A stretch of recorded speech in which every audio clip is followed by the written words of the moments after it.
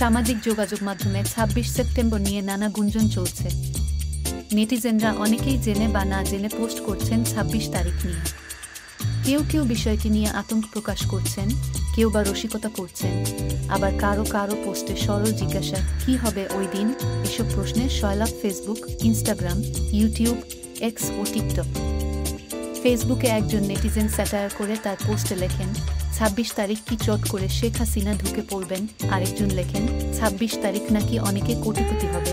অনেক নেটিজেন আবার কে কোথায় জমি বাড়ি গাড়ি কিনবেন তা জানিয়ে পোস্ট করছেন। ফেসবুকে ২৬ তারিখ লিখে সার্চ দিলেই বোঝা যায় কিওয়ার্ডটি কতটা ট্রেন্ডিং।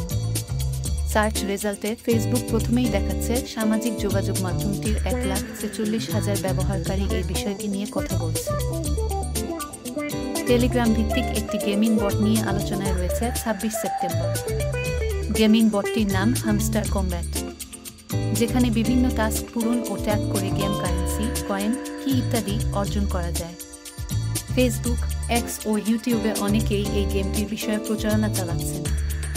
তারা দাবি করেছেন ২৬ তারিখে এই গেমটির কয়েনগুলোকে ক্রিপ্টোকারেন্সিতে রূপান্তর করা যাবে বলে গেমসটির নির্মাতারা জানিয়েছেন। তবে এর সত্যতা যাচাই করা যায়নি।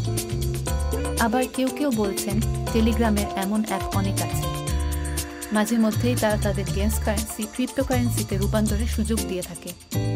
তবে টিকটকের কারণে হামস্টার কমব্যাট বেশি পরিচিতি পেয়েছে।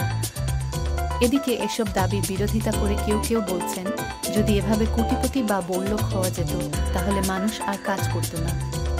তাদের প্রশ্ন, হামস্টারের ৩০০ মিলিয়ন ফলোয়ারকে যদি $2 করেও দেওয়া হয় তাহলে যে বিপুল অর্থ দিতে হবে সেটা কি আদৌ তারা দিতে পারবে?